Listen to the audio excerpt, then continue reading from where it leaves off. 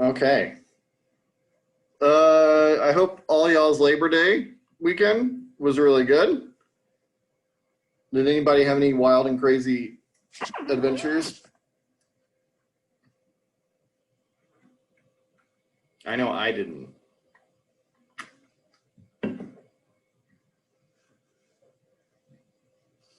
It was pretty sad. It wasn't sad. Holidays during the pandemic are just like, what's the point? You know, because you can't go anywhere, you can't do anything. I mean, I guess you can, but it's super limited. And it's kind of a bummer. So I'm going to be doing screen share for today. Did anyone have any problems with submitting their papers or anything like that last Friday? I got most everybody's, but did anyone have any issues with Blackboard or anything?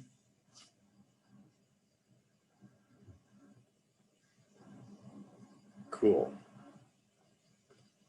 Okay. Well, great. I'll just assume everything is working as intended until I am notified otherwise. Let's see. Hopefully you guys are able to see my screen. So today what we're going to do is cover some important information that you'll need to know about the French Revolution, mostly as it pertains to the exam that will be happening in a couple of weeks. So this is good background information to know some of the essentials for the French Revolution. The French Revolution, it's this huge event that changed modern history for forever, and it's kind of complicated. There's a few different moving parts. The book does a good job, I think, of going through the different processes, but I'm going to simplify some of that and then talk more about Napoleon, because Napoleon in some ways is a really complicated figure, and he both follows through on the promise of the French Revolution, but also like co-opts it and destroys it. So it's kind of complicated, and it's important to talk about in detail. So that's what we're going to be doing today. Feel free to take notes. Last week we focused on leading up to the revolution. We talked about, in our documents, we talked about the pain and the taxation that the common people are feeling, and we're going to follow that up today.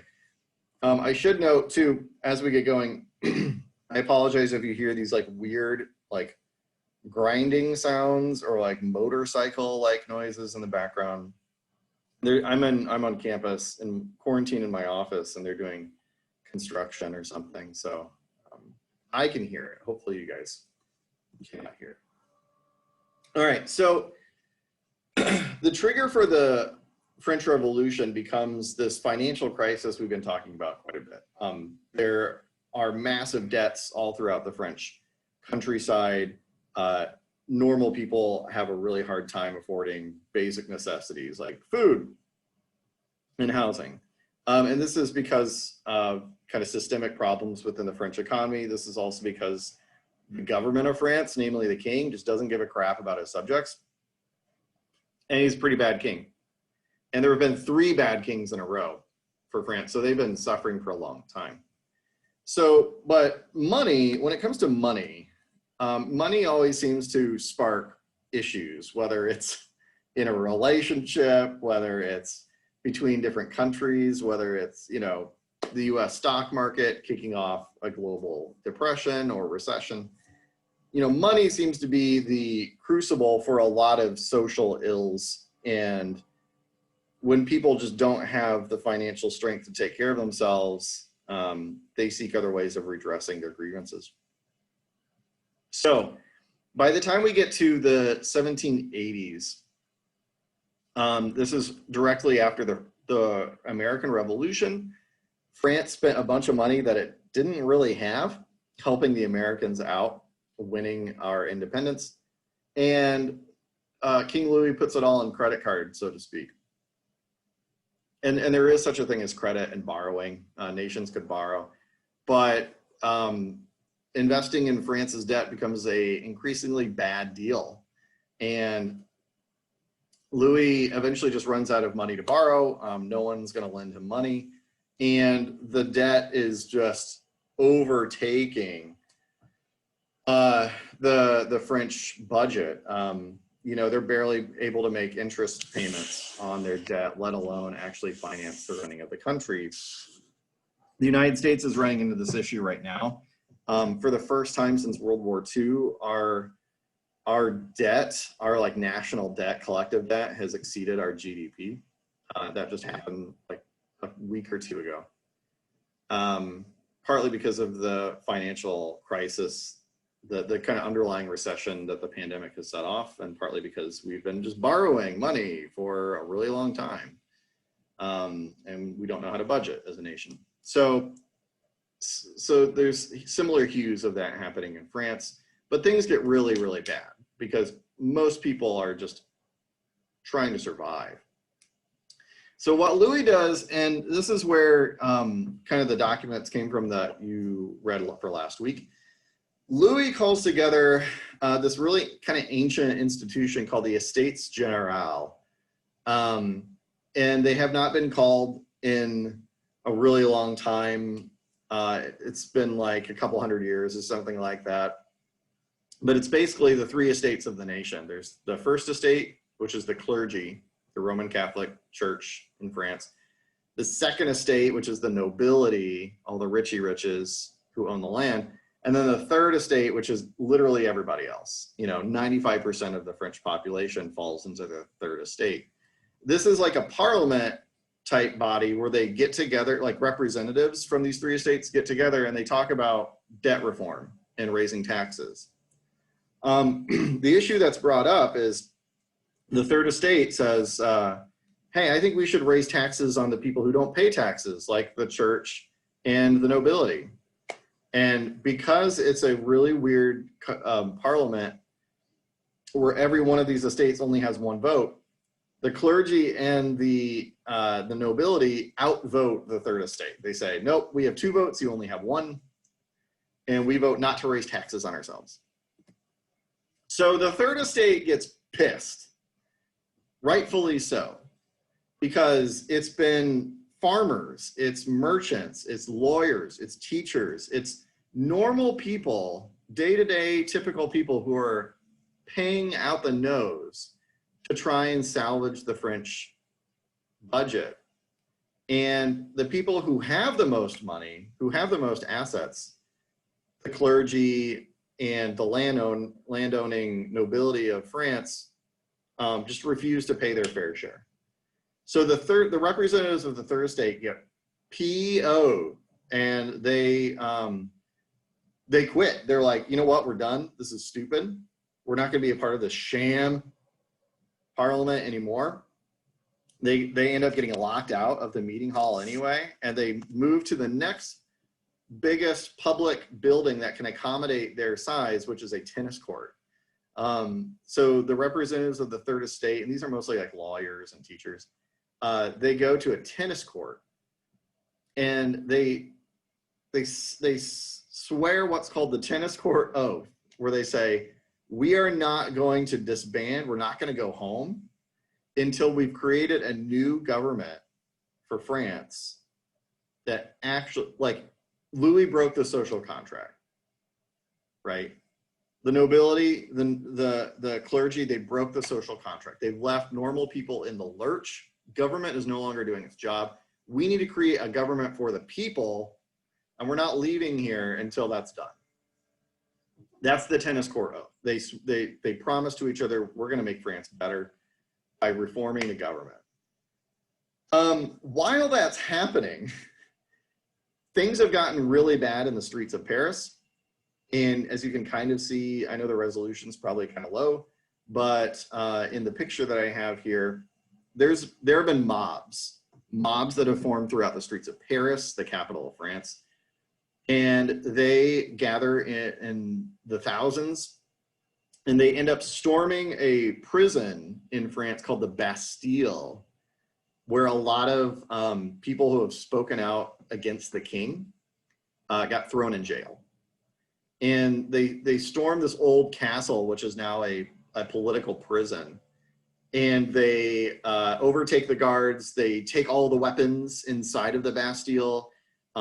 They free all the prisoners, and they start pulling down the Bastille, the symbol of kingly power. They start pulling it down brick by brick.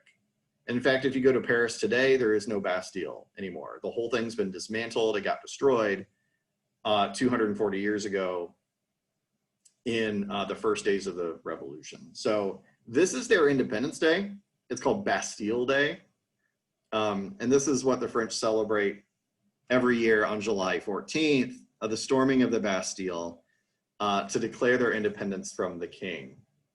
Now, this is different than the American one, because a bunch of like nobility in America signed a document saying America is now independent, deal with it.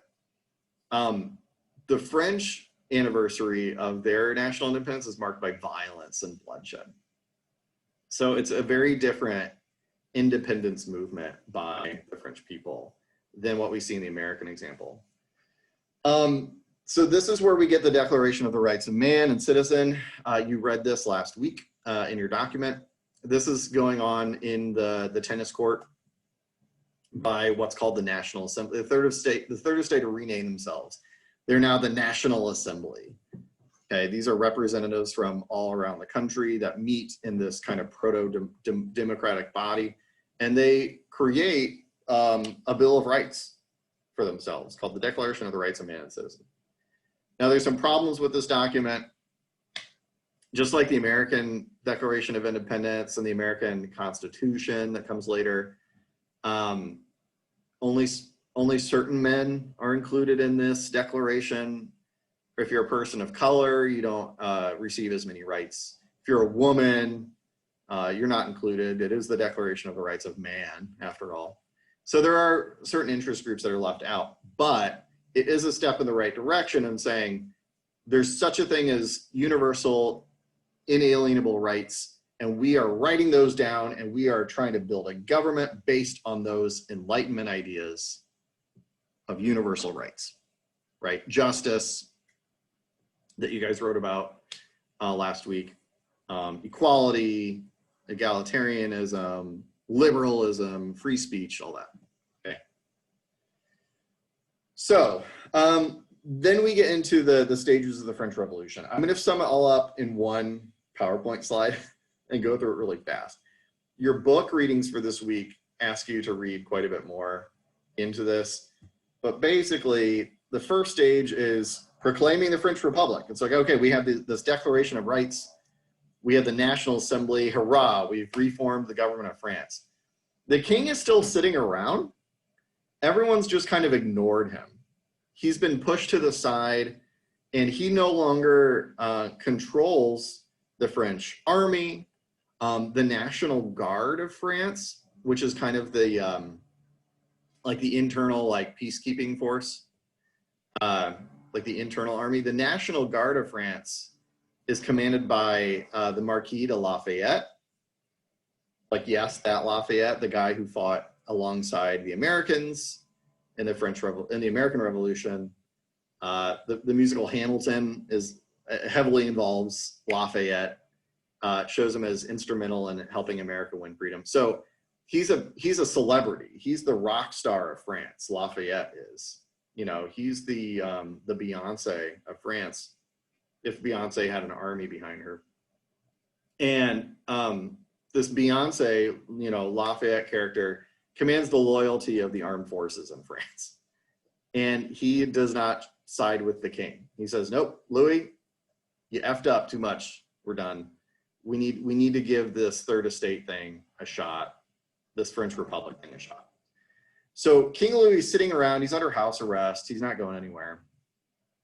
The fact that the king has been deposed from power means that all the other kingdoms around France, and we'll look at a map in just a second to give you more of an idea, all the other kingdoms in Europe get scared, because if France can overthrow its king and set up a new government, maybe it can happen elsewhere, right? We saw America throw off its king.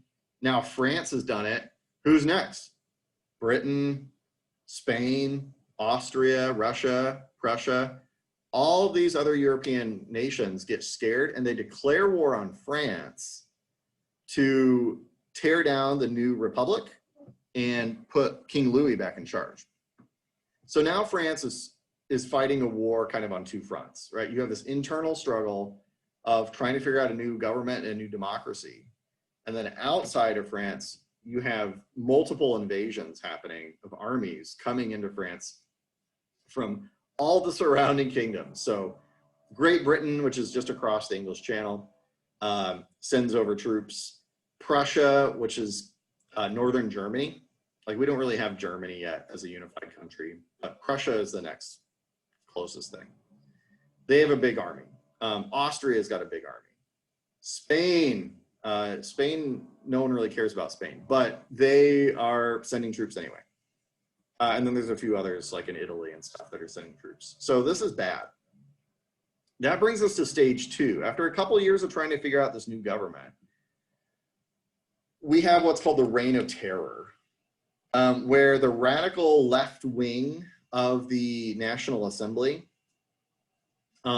they are always in constant struggle with the other factions within the French democracy, and they win a majority of seats. They take over, and these are not like your typical friendly left-wing people. These are like crazies where they are they're not afraid to like kill people to get what they want. So they're called the Jacobins. The Jacobins are this radical leftist party that they take over the French Assembly, and they start executing people who do not go along with their idea of how government should be run. Okay. This is kind of like, you could draw a parallel to, I don't know, like the fascists in Spain that took over in the 30s or the 20s, or Stalin, in the Soviet Union. Like, it's this very like harsh regime. Your book talks a lot more about this in more detail. After a couple of years of that spasm of violence, it peters out and we get the Directory, which is now, it's just a 5-man executive council. Power has been consolidated back in the hands of like very elite people in France. They operate by committee, they operate by democracy, but all 5 of these guys are hopelessly corrupt and just giant buttholes when it comes to running a government for the people. So just in the span of a couple of years, we have this like moment of triumph where we displace the king, and then it devolves into anarchy. And then we get some semblance of order back during the Directory, but they're just super corrupt, and we're kind of back to square one now. Now we have a bad government. So while all this is happening, I want to talk about the wars that are going on, because this ends up being the actual like shining, like the silver lining of the French Revolution, where things actually go well for the French.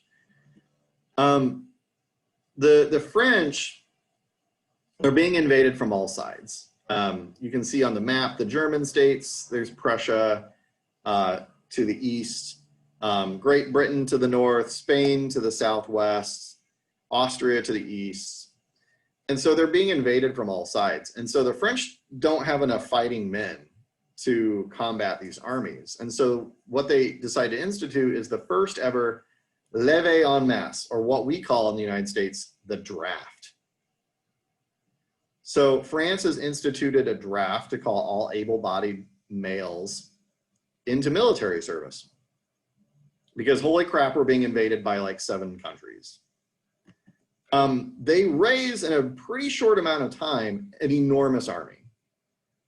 At its peak, it's around 850,000 soldiers, which is far more than any other professional army in Europe. I mean, at this point, armies numbered maybe in the tens of thousands. I think Prussia has almost like maybe 100,000. They have like the largest army, and they have maybe like 100,000 standing troops. So for France to raise 850,000 is a lot of soldiers, and they have to train them and equip them in a hurry. but just out of sheer numbers, they're able to defend the borders of France. And they do. I don't know why I posted this twice, but you don't have to know all the countries that invaded France. Don't worry about that. But just to give you an idea of just how many countries are invading them, it's a lot. One of the saving graces, besides France instituting a successful draft, is all these countries that are fighting don't coordinate with each other. Like if they all dogpiled on France at the same time, if they were all like, hey, okay, June 4th, we're going to invade all at once, it would have been game over for France. But they don't do that. Instead, Prussia sends an army and they get defeated. And then Austria sends an army and they get defeated. And then Britain sends troops and then they get like the French are able to shuffle around their armies to the weakest points of their borders and meet the enemy in the field with superior numbers. So poor coordination ends up dragging on the wars of the French Revolution because they just can't fight. They can't beat France. They can't talk and coordinate and fight them all at the same time. So the first year or so is really desperate for France, where they're getting invaded from all sides. But by the time we get to the mid 1790s or so, France is taking the offensive against Spain, against the Netherlands. They invade the Netherlands and they annex them into, half the Netherlands, called Belgium. It's not called Belgium at that point, but today it's Belgium. So the French annex Belgium. They annex parts of Switzerland. They invade parts of Italy. And the leader of the Italian campaign is a guy named Napoleon Bonaparte, who ends up being this brilliant general during these wars and ends up saving France's bacon on more than one occasion. So there's an internal struggle happening in France where the government is kind of this revolving door of shitheels where they can't quite get their stuff together. Out in the field, though, the military is actually doing really well. So there's this weird duality happening during the French Revolution. That's important to know. Anybody have any questions so far? I know I'm going fast and I'm going through a lot of stuff. If you think of anything, unmute and just ask me, okay? Feel free to interrupt. So, a word about Napoleon. Napoleon ends up being really instrumental for this whole story. I don't think your book does a good enough job talking about Napoleon, so I'm going to do that. A little bit about Napoleon. You've probably heard the name before. You've heard maybe the Napoleonic complex. This idea of like short people who have outsized ambitions. People with like, inferiority complexes. It's the Napoleon complex. So Napoleon was a smart guy, really well read. He's educated in France. He's a brilliant mathematician and a geometrist. He knows military strategy really well. He's also very charismatic and he knows how to win people over. So he's got a wide skill set. The funny thing about Napoleon is he's not actually French. He's general of the French army. A few years into the revolution, he ends up being emperor of France, but he's not actually French. Because France has this weird historical thing where they just can't allow a successful French man to take over. Joan of Arc ends up saving France. And during the 100 Years' War, Napoleon ends up being an immigrant. But he's from the French island of Corsica, which is off the coast of Italy. It's owned by France, but people in Corsica don't really consider themselves French at this point. So he's born on Corsica and he ends up immigrating to the French mainland at age 9 to enroll in military school, which is, he comes from kind of a poor family. And if you want to make your way up in society, one of the best ways to do it is to join the army and, become an officer maybe and work your way up the ladder. This is exactly what Napoleon does.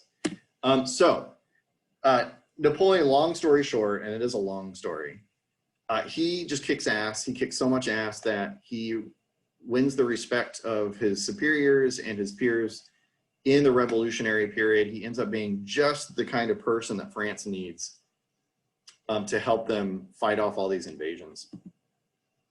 Napoleon started out his career in the army as an artillery officer. So he used his kind of genius of geometry and math to, coordinate artillery strikes on enemy positions. And he ends up doing really well. He ends up becoming a brigadier general really fast, and then he's promoted to just general. And he ends up leading French armies against British forces in the south of France that are trying to invade down by Toulouse. He fights battles against Austria and Prussia, and he ends up invading Italy and taking over half of Italy for France. So a really stellar career for a guy who's just a rising star in the French military. And he's an immigrant. Like he's not even French. Pretty amazing. Wow, they are really going to town on that drill, wherever it is, in Menard Hall. So by the time we get to the end of the wars of the French Revolution, 1799, Napoleon, he takes a detour to Egypt. I'm not going to talk about that. He ends up taking over large parts of Egypt for some reason. He comes back, and he's such a popular guy.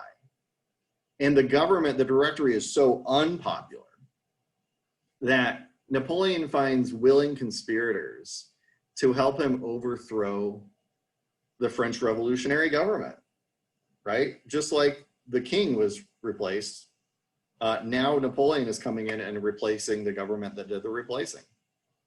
So Napoleon undertakes what's called a coup d'etat, which is coup, and he ends up overthrowing the directory and setting up a new government that's modeled off of the old Roman style government that existed right before the Roman Empire rose to power. Some 1800 years, well, so yeah, 1900 years before, whatever. This is when Julius Caesar and his two buddies kind of divvied up Rome. Julius Caesar dies, and then his nephew Octavian comes to power. And so basically when I say Roman style government, I mean, it's three guys that hold all the power, and they're called consuls. Napoleon gives himself the title of first consul, so he's first among equals in this new kind of Roman imitation style French government. Before too long, after a year or so, he names himself consul for life. Like, I'm never going to give up my power because I'm just too important.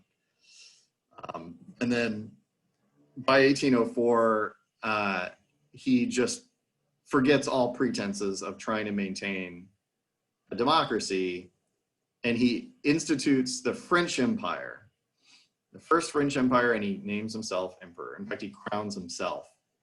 You can't really see it too well in this picture, but he's holding up the crown that he's kind of made, or had someone make for him, and he puts it on his own head. You're supposed to have like the Pope or someone else crown you. Napoleon's like, nah, I'm pretty awesome. I'm going to make myself the emperor. Shabam. And then that's it. Napoleon is emperor of France for the next 10 years. In that time frame, he does a lot of stuff. War is what he is best at, and he does not stop ever fighting wars. Like, he might take a few months off here and there, but he's constantly fighting because he's really, really good at it. He expands the borders of France past where they traditionally were under the French kings. The French end up invading Spain and taking over Spain. They end up taking over more parts of Italy. They take over parts of Austria and Prussia to the east. Poland, they march into Poland, and they set up like a puppet government in Poland. Where else do they go? They go as far as Russia. So in the 10 years that he's emperor, Napoleon ends up taking over most of Europe. This is insane. Like this is not tenable. This is not going to last. Why would you do this? Europe is a really big place. France is the size of Texas or so.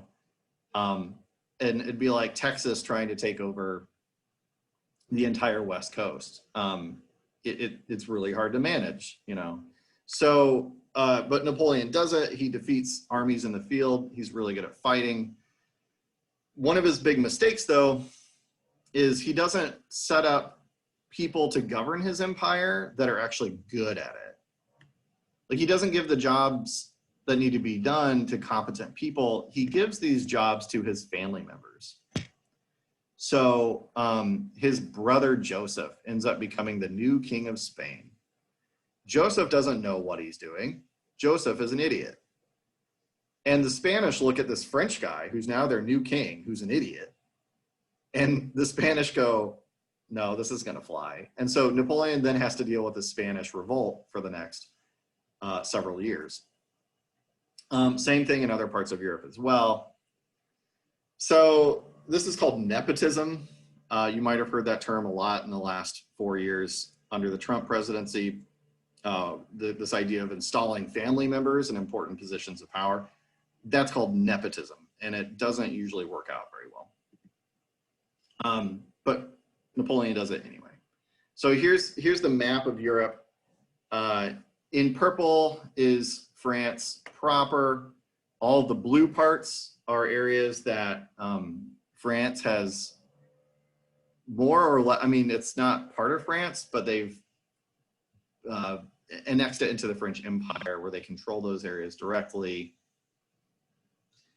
The only places left are Portugal, Russia, Austria, a very small kingdom of Prussia, and of course Great Britain, which Napoleon tries to invade Great Britain, but he can't build enough boats to send over his armies and invade them across the sea.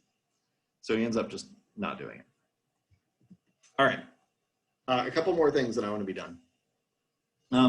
Besides war, Napoleon, and this is one of your documents to read for this week, Napoleon ends up reforming the old, outdated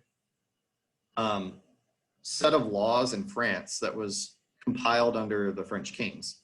He ends up replacing those. And him being the humble guy that he is, he names these laws, this new code of laws after himself. It's the Code Napoleon.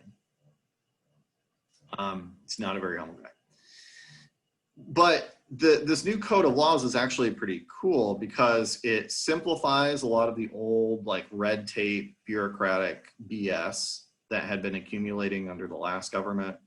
He simplifies laws, makes them easier to understand, and they're more straightforward. He ends up building in some parts of the French revolutionary promise, you know, this idea of liberty and equality for all. Napoleon does institute some of those things into his new legal system. All men can own property, all men have certain freedoms of speech and a right to divorce and a right to access the legal system and yada, yada, yada. But he strips away some of the freedoms because he doesn't like people making fun of him. So he ends up censoring newspapers that run negative stories about the king of France, or sorry, the emperor of France. He gives some rights to women, but not as many as women would like. So it's kind of a mixed bag. He also spends a lot of French money that had been accumulated by invading other countries. They bring back a lot of like money and like treasures and stuff. And he spends a lot of money on public works projects, which puts people back to work, which is a good thing. He socializes some parts of the French workforce, creates jobs, he stimulates the economy, and he's very popular in France because of this. He also puts money into patronizing folks who are running around coming up with new inventions. And Robert Fulton's idea of the steamship actually is generated by French research funds. Robert Fulton helps come up with the first steamship because of Napoleon throwing money at this guy, asking him to come up with the next new thing. So we get steam power, which we'll talk about in a couple weeks when we get to the Industrial Revolution. Or is that next week? But we'll talk about steam power quite a bit. So after all this, though, Napoleon finally meets his end. He is defeated by a large coalition of countries once again. After he invades Russia, he marches all the way out to Russia, gets caught in a few snowstorms, and loses most of his army by exposure and starvation. Oops. He just really wanted to invade Russia because Russia was on the last holdouts against him, one of the last independent kingdoms that he had not conquered. And so he reached too far, flew too close to the sun, and like Icarus, came crashing down to earth. Napoleon is defeated in battle for the first time, really, in a major way in 1814. He gets kicked out of Europe. He's exiled to a small Italian island called Elba. And less than a year later, he makes a triumphant return to France for about 3 months. Renames himself emperor, raises an army, and then it gets crushed again at the Battle of Waterloo by a joint Prussian and British force. So eventually this guy's his luck just runs out. You know, he can't hold on to power. He pisses off way too many people. And because of this, France has a bit of a population problem for the next 100 years or so. At the end of the day, and this is the crazy thing about this, guys, is 20 years after Napoleon starts taking power, and 20 years after the revolution has kicked out the King of France, the kings come back. 20 years of revolution and toil and bloodshed and incremental progress towards equal rights and democracy, we come back full circle. It's the king's brother, King Louis XVI, was eventually executed by the Jacobins early in the revolution.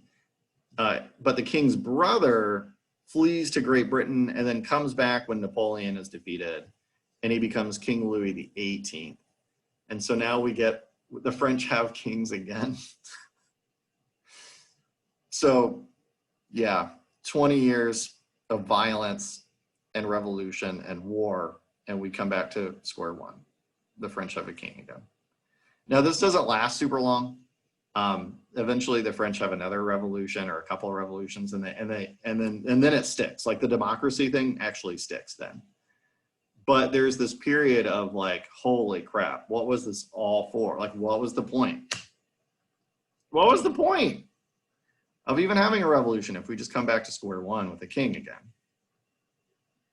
So, that is the gist of it. That is basically what you need to know about the French Revolution and Napoleon for the exam. Any questions I'm going to ask you are going to come from your textbook readings or from, you know, this PowerPoint presentation. So between the two, you have everything you need to know for the exam. But I hope this helps simplify things and puts things in perspective. Are there any questions? I know this went kind of long.